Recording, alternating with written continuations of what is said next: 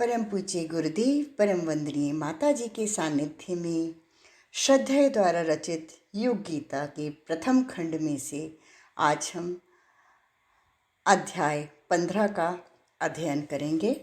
इसमें श्रद्धेय हमें बताते हैं आत्माभिमान छोड़कर ही बना जा सकता है कर्मयोगी।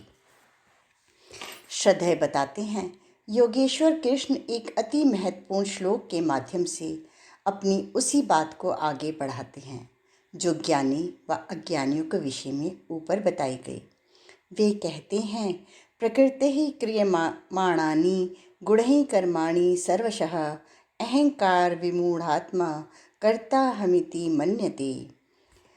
अर्थात सभी कर्म वस्तुतः प्रकृति के गुणों द्वारा ही किए जाते हैं, किंतु अहंकार से मोहित मूढ़ता को प्राप्त व्यक्ति अज्ञानी यह मान बैठता है कि मैं करता हूँ। इसके आगे का श्लोक भी अर्थ सहित देख लें तो समझने में आसानी होगी। तत्ववित्तु महाबाहो गुण कर्म विभागयो गुणा गुणेषु वर्तन्त इति मत्वा न सज्जन्ते। परंतु हे महाबाहो, जो गुणों और कर्मों के विभाग को तत्व से जानता है वह ज्ञान योगी यह समझकर कि गुण ही गुणों में इंद्रिय रूपी गुण विषय रूपी गुणों में बरतते हैं, ऐसा समझकर उनमें आसक्त नहीं होता। अर्जुन के सद्गुरु श्री कृष्ण इन दो श्लोकों के माध्यम से अज्ञानी, अहंकारी एवं ज्ञानवान अनासक्त के बीच का भेद स्पष्ट करते हैं। वे बताते हैं अज्ञानी अपने विचारों और शरीर के साथ तादात्म्य कर मैं करता हूँ यह मान बैठता है। अपने ही कर्मों में जकड़ा वह मूढ़ ना तो कर्मों का भली भांति संपादन ही कर पाता है और ना ही उनका पूर्णता के स्तर पर प्रयोग। जब प्रकृति ही सबका संचालन कर रही है तो हम कैसे मान बैठें कि किसी कार्य को हम कर रहे हैं। यदि यह कर्ता का अहम हमारे साथ गुथा रहेगा तो हम जीवन भर इसी आत्मवंचना में जीते रहेंगे कि यह सब हमारा किया हुआ है। अहम भाव के क्षय हुए बिना व्यक्ति का विकास संभव नहीं। सत, रज, तम इन तीनों गुणों वाली हमारी संपूर्ण प्रकृति ही कर्म करती है, हम कर्म नहीं करते। प्रकृति के गुण की चर्चा जहाँ भगवान ने की है वहाँ उनका अर्थ है इंद्रियाँ। त्रिगुणात्मक प्रकृति ने जो शरीर व इंद्रियां हमें प्रदान की हैं उनमें ही सभी कर्म सभी क्रियाएं होती हैं। इस देह व उसके भीतर स्थित आत्मा एवं इंद्रियों का ज्ञाता कौन है? वह है परमात्मा, ना कि मनुष्य। ज्ञातापन का स्वरूप भूलकर देह इंद्रियों की सारी क्रियाएं मुझसे ही हो रही हैं, ऐसा मानना ही अहंकार है। इस अहंकार से मूर्छित आत्मा को विमूढ़ता कहते हैं। ढेरों व्यक्ति इसी भ्रांति में जीते हैं। भ्रांति का अर्थ है मूढ़ता, अज्ञान की अवस्था। श्री रामकृष्ण परमहंस जी कहते थे, हम लोग जो कुछ देख रहे हैं, कर रहे या सोच रहे हैं वह सब उस आद्या शक्ति या चित्त शक्ति का ही ऐश्वर्य है। आद्या शक्ति या महामाया ने जीवन की बुद्धि को आवृत कर रखा है। अज्ञानी व्यक्ति समझता है कि मैं करता हूँ, किंतु ज्ञानी जानते हैं एकमात्र भगवान ही करता है। परमहंस देव जी कहा करते थे, मनुष्य के भीतर दो प्रकार के मैं हैं, कच्चा मैं और पक्का मैं। कच्चा मैं बंधन का कारण है। मुक्ति कब होगी? जब अहम जाएगा। अहम तो जाएगा नहीं तो रहने दो निगोड़े अहम को। मैं दास हूँ बनकर, मैं भगवान का दास हूँ, ऐसे बोध से तो कोई हानि नहीं होती। समाधि होने पर उनके साथ मिलन हो जाता है तो मैं नहीं रहता। ज्ञान होने पर यदि अहम रहे तो जान लेना कि वह विद्या का मैं, भक्ति का मैं, दास का मैं है। यह पक्का मैं है, इसे ही जानना चाहिए। आचार्य शंकर कहते हैं, ईश्वर ही सब कुछ करते हैं, वही करता है। मैं उनके भित्ति के रूप में कार्य कर रहा हूँ। मन में यही विचार रखकर चित्त को आत्मस्थ करके आवश्यक कार्य करते रहना चाहिए। भगवान ही सब कुछ करते हैं, उनकी इच्छा से ही सब कुछ होता है। जीव निमित्त मात्र है। इस भाव को ठाकुर श्री परमहंस देव जी ने एक संगीत के माध्यम से, जिसे वे स्वयं गाते थे, ऐसी अभिव्यक्ति दी है। आमी यंत्र तुम्ही यंत्री, आमी घर तुम्ही घरणी, आमी रथ तुम्ही रथी, जय मन चालाओ तय मनी चली। अर्थात मैं यंत्र हूँ, तुम यंत्री हो, मैं गृह हूँ, तुम गृही हो, मैं रथ हूँ और तुम रथी हो, जैसा चलाती हो मैं वैसा ही चलता हूँ। स्वामी अपूर्वानंद द्वारा संपादित श्रीमद् भगवद गीता में इसका बड़ा सुंदर वर्णन आया है। परम पूज्य गुरुदेव कहते थे कि जीवन साधना का क्षेत्र हो या लोक सेवी का, यह अहम ही प्रगति में सर्वाधिक बाधक है।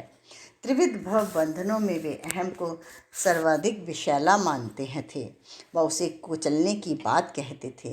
अपनी ऐतिहासिक श्रावणी 1988 की कार्यकर्ता गोष्ठी में कही उनकी अमृतवाणी गुरुवर की धरोहर भाग 1 के पृष्ठ 69 से उद्धृत है। जब तक अहंकार जिंदा है, आदमी 2 कौड़ी का है। जिस दिन यह मिट जाएगा, आदमी बेशकीमती हो जाएगा। अहम ही है जिसके कारण ना सिद्धांत, ना सेवा, ना आदर्श आ पाते हैं। एक प्रसिद्ध परिपत्र जो पूज्यवर ने लिखा, वह आज सभी तंत्रों के लोक सेवा से जुड़े लोगों के लिए पठनीय है। वह है, युग शिल्पी अहमन्यता के विषपान से बचें। 28वें श्लोक में आया है, गुण ही इंद्रिय रूपी गुणों में विषय रूपी बरतते हैं, यह बात ज्ञानी जन जानते हैं। यहाँ भाव यह है कि बुद्धिमान व्यक्ति निश्चित रूप से जानता है कि इंद्रियों के रूप में गुण ही विषय रूपी गुणों में क्रीड़ा कर रहे हैं। जिसे अपनी वासनाओं की इस वास्तविकता का ज्ञान है, उनकी नियति का बोध है, वह कभी भी संसार के इस माया जाल से मोहग्रस्त नहीं होता, न शोचती। यह बात समझने योग्य है कि इंद्रियों के साथ विषयों का संयोग ही कर्म है।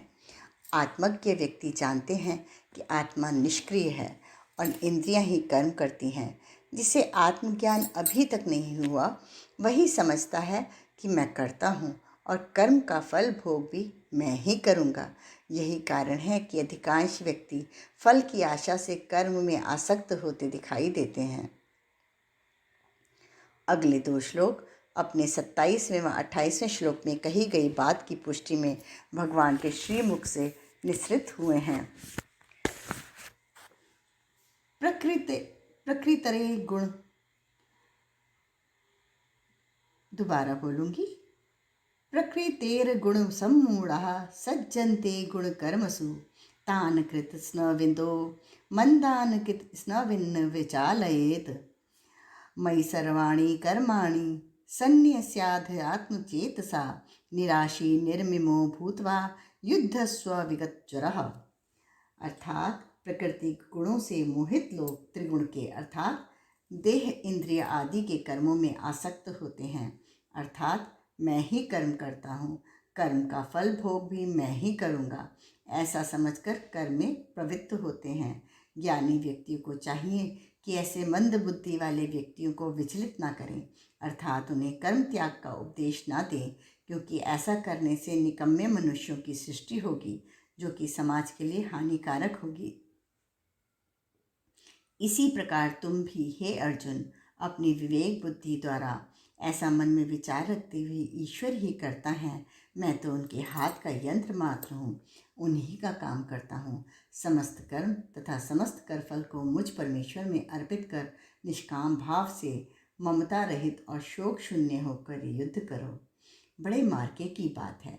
निराशी आशा रहित हो, निर्मम ममता रहित हो तथा विगत ज्वर शोक शून्य होकर शुद्ध युद्ध करने की बात तक अर्जुन को लाने के लिए भगवान कर्म योग का समस्त मर्म समझा रहे हैं।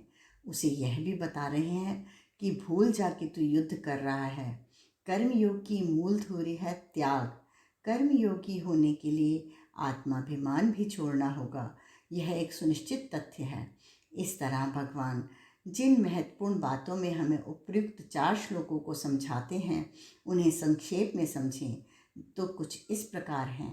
प्रत्येक शिक्षित सुसंस्कृत व्यक्ति को लोगों के मार्गदर्शन के लिए निस्वार्थ भाव से उत्साहपूर्वक कर्म में निरत रहना चाहिए। ज्ञानी व्यक्ति को कभी भी दूसरों से कर्मों का त्याग करने की बात कहकर उन्हें कर्तव्य पालन से विमुख नहीं करना चाहिए। इसके विपरीत निष्ठापूर्वक कर्तव्य कर्मों के संपादन द्वारा समाज को सदैव प्रेरणा देते रहना चाहिए। हमेशा यह मानना चाहिए कि बिना किसी प्रकार की आशा के, उद्विग्नता से मुक्त, अहम भाव से रहित एवं ईश्वर के प्रति समर्पण भाव से ईश्वर के निमित्त ही कर्म करना है। तीसरे श्लोक में जो बात आई है वही सफलता की कुंजी है, चाहे वह प्रयास भौतिक हो अथवा आध्यात्मिक। भगवान कहते हैं, मयि सर्वाणि कर्माणि सन्न्यस्य, अर्थात सभी कर्म मुझे समर्पित करते हुए सदैव इसी विसर्जन भाव से कर्म करते रहना ही विवेकशील को शोभा देता है। प्रायः सामान्य जन परिवार परिकर तक सीमित हो, पति पत्नी पुत्री सगे संबंधियों के लिए ही कर्म करते हैं। हम सब उसके प्रतिनिधि हैं, उस महान ईश्वर की जो अच्छाइयों का, श्रेष्ठताओं का समुच्चय है। यह भाव हमें अनंत सामर्थ्य, शक्ति, क्षमता एवं विवेक प्रदान करता है। हमें परिवार का नहीं, अपने जातीय संकीर्ण समाज का नहीं, उस पर ब्रह्म का, परमात्मा का सेवक बनना चाहिए। परम पूज्य गुरुदेव ने इसी ईश्वर तत्व को महानता के रूप में प्रतिपादित किया है। वे लिखते हैं, महानता आग के समान है, उसके संपर्क में जो भी आता है गरिमा युक्त एवं तदनुरूप होता चला जाता है। ऐसे सौभाग्यों में श्रेयार्थी का विवेक प्रमुख होता है। महानता फिर जिसे चाहती है उसका वरण कर लेती है। जागरूक वे ही हैं जो महत्वपूर्ण निर्णय करते, साहसिकता अपनाते और अविस्मरणीय महामानवों की पदवी प्राप्त करते हैं। इन दिनों महाकाल ने आग्रहपूर्वक प्राणवानों को सहयोग देने के लिए बुलाया है। वस्तुतः यह श्रेयाधिकारी बनने का सौभाग्य संदेश भर है। जागृत आत्माएं यदि युग देवता के अनुरोध आमंत्रण को सुन सकें तो वे भी अर्जुन की तरह भगवान के निकटतम स्वजनों में से गिने जाने और महानता का समग्र श्रेय पाने का सौभाग्य अर्जित कर सकती हैं। गीता में कही गई बात की पुष्टि आज के युग धर्म के परिप्रेक्ष्य में उपयुक्त संदर्भों से होती है। परम पूज्य गुरुदेव का प्रिय विषय था अनासक्त कर्मयोग। वे कहते भी रहे, लिखते भी रहे, विचार क्रांति के मोर्चे पर तुम्हें सतत लगे रहना है, बिना किसी अपेक्षा के, बिना किसी लगाव के। यह रण संग्राम तुम्हारे जीवन भर चलने वाला है। ऐसे अवसर बार बार नहीं आते। श्रेयाधिकारी बनना है तो बन जाओ, नहीं तो नरकीटक, नर पशु की स्थिति में जीते हुए 84 लाख योनियों के चक्कर लगाओगे। युग गीता के परिप्रेक्ष्य में हम जब भी कर्म योग का अध्ययन करते हैं तो युद्धस्व विगत जराह जैसे संदेश सभी ओर से सुनाई देते हैं। भगवान इस तीसरे श्लोक में व्यक्तित्व नाश के 3 स्रोत भी बताते हैं। निराशी ही निर्ममो भूतवा, अर्थात बिना किसी आशा और ममता के तथा उद्विग्नता रहित होकर अपने कर्मों का संपादन किया जाए। यह सूत्र वे देते थे। भविष्य में कुछ प्राप्त होने की संभावना आशा है। मन को भूतकाल के पश्चाताप से अशांत होने देना, अपने अंदर ममता का विकास होने देना। यह भूतकाल का चिंतन हमारी कार्यकुशलता को कम करता है। वर्तमान में उद्विग्नता द्वारा शक्तियों को नष्ट करना हमारे स्वभाव में आ गया है। इस तनाव भरे युग में जब हमसे ढेरों कर्तव्यों की अपेक्षा की जाती है, हमारा उद्विग्न होना स्वाभाविक है। ऐसे में भूत, भविष्य, वर्तमान तीनों को ही साध कर शांत गंभीर बने रहकर समर्पण भाव से कर्म करना ही हमारा धर्म होना चाहिए। हम सबके जीवन में निरंतर नित्य युद्ध सामने आता रहता है। यह युद्ध हमारे अंतर जगत में मनोविकारों के विरुद्ध भी चल रहा है। जीवन के उतार चढ़ावों, समस्याओं के रूप में भी जन्म लेता रहता है। उद्विग्नता, संक्षोभ, विक्षोभ तथा असफलता को जन्म देते हैं। अपने अंतर जगत को पुनर्व्यवस्थित करने के बाद उपलब्ध शक्तियों का बुराइयों से संघर्ष करने में, उनके विरुद्ध युद्ध करने में यदि उपयोग किया जाए तो इससे समाज के सांस्कृतिक विकास का मार्ग प्रशस्त होगा। भूतकाल का ग्लानि भाव, भविष्य की चिंता और वर्तमान में उद्विग्नता द्वारा मूर्खतापूर्वक हम अनजाने में ही अपनी शक्ति को नष्ट करते हैं, जिससे हमें असफलता, निराशा, विषाद ही झेलना होता है। हमें चाहिए कि हम अपने अंदर एक आदर्श अथवा इष्ट के प्रति श्रद्धा पैदा करें तथा समर्पण भाव से उद्यम पूर्वक कर्मरत रहें। यही सफलता का राजमार्ग है। हर महामानव अपने समय के महानायक को इसी आधार पर सफलताएं मिलती हैं और कोई शॉर्टकट इसमें है नहीं। समष्टिगत स्तर पर यदि यह कार्य हो सके तो इससे उस समाज व राष्ट्र का गौरव निश्चित ही बढ़ेगा। अगले 2 श्लोकों में भगवान बड़े स्पष्ट रूप से बताते हैं कि इस समाज में कुछ सफल व कुछ असफल क्यों सिद्ध होते हैं। 3रे अध्याय के 31वें श्लोक में वे कहते हैं, ये मे मतमिदं नित्य मनुतिष्ठति मानवः श्रद्धावन्तो न सूयन्तो मुच्यन्ते ते अपि कर्मभिः। अर्थात जो मनुष्य दोष रहित दृष्टि से तथा श्रद्धा युक्त होकर मेरे इस मत का सदा अनुसरण करते हैं, वे भी संपूर्ण कर्मों के बंधनों से छूट जाते हैं। तथा 32वें श्लोक में कहते हैं, ये त्वे तदभ्यसूयन्तो नानुतिष्ठति मे मतम सर्वज्ञान विमूढ़ाम स्थान विद्धि नष्टान चेतसः। अर्थात परंतु जो मनुष्य मुझ में दोषारोपण करते हुए मेरे इस मत के अनुसार नहीं चलते, उन मूर्खों को तू संपूर्ण ज्ञानों में मोहित और नष्ट हुआ ही जान। भगवान अर्जुन को स्पष्ट समझा रहे हैं कि इस जीवन संग्राम में सफलता पानी है तो एक ही राजमार्ग है, किसी महान आदर्श के प्रति अपना परिपूर्ण समर्पण एवं अपना हृदय उसी के विचारों से भरकर श्रेष्ठता के साथ कर्मों का संपादन। यह रहस्य यदि हम सभी की समझ में आ जाए तो जीने का आनंद आ जाए। परम पूज्य गुरुदेव ने इसी तथ्य को हमें समझाते हुए अप्रैल 1982 की अखंड ज्योति के संपादकीय में लिखा था, ब्रह्म विद्या के तत्वज्ञानियों को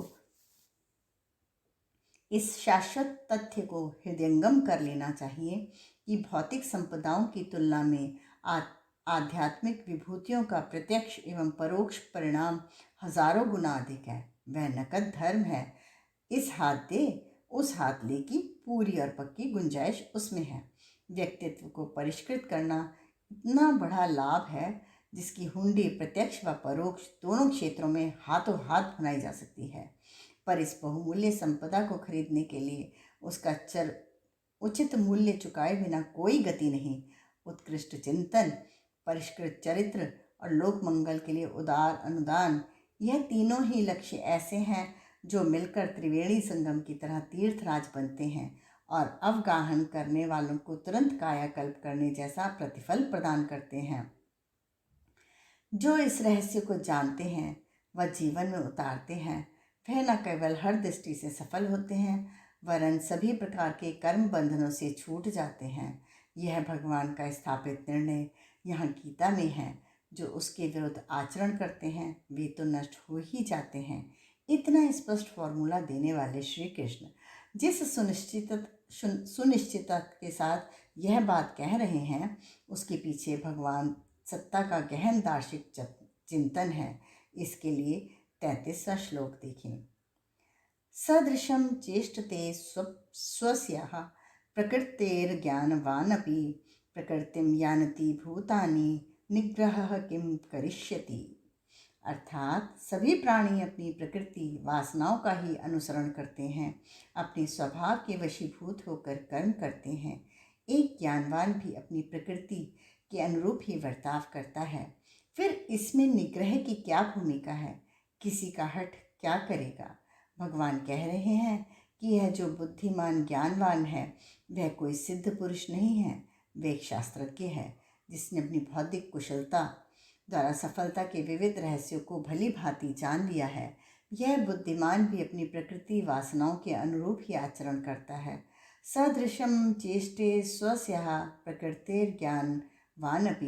भगवान श्री कृष्ण के अनुसार सभी प्राणी अपनी जीवनावधि में अपनी वासनाओं के अनुसार ही विचार कर पाते हैं और उन्हीं प्रबल विचारों के अनुसार उनके कर्म होते हैं। इस प्रकार बुद्धिमान और सामान्य सभी प्राणियों की क्रियाओं का स्रोत उनकी वासनाएं ही हैं। प्रकृतिम यान्तिम भूतानि, यह प्रकृति शब्द जो प्रयुक्त हुआ है कर्म संस्कार के संदर्भ में यहाँ लिया गया है। अनेक जन्मों के संचित संस्कार स्वभावगत कर्म को जन्म देते हैं। प्रत्येक मनुष्य इन्हीं के वशीभूत होकर कर्म करता है। निग्रह किम करिष्यति से भगवान का तात्पर्य है कि ऐसी स्थिति में उपदेश या किसी प्रकार का बाहर से किया गया प्रयास क्या फल देगा, क्योंकि मनुष्य के स्वभाव का परिष्कार करना बहुत कठिन है। यह जान लेना बहुत जरूरी है कि प्रत्येक मनुष्य साधना से सिद्धि का, सफलता प्राप्ति का सैद्धांतिक रूप जानता है। फिर क्या कारण है कि वह इस विधि को व्यवहार में नहीं ला पाता। भगवान कृष्ण हम सबके जीवन में दृश्यमान एक विरोधाभास का दिग्दर्शन हमें करा रहे हैं। एक चिकित्सक जानता है कि मद्यपान उसके लिए नुकसानदायक है, फिर भी वह शराब की लत लगा लेता है। जो हम जानते हैं जरूरी नहीं कि वह व्यवहार में आए। क्यों? क्योंकि हम अपनी प्रकृति से बंधे हुए हैं। तो क्या यह नितांत असंभव है कि व्यक्ति सुसंस्कृत नहीं बन सकता? फिर ये सारे आध्यात्मिक उपचार किस लिए?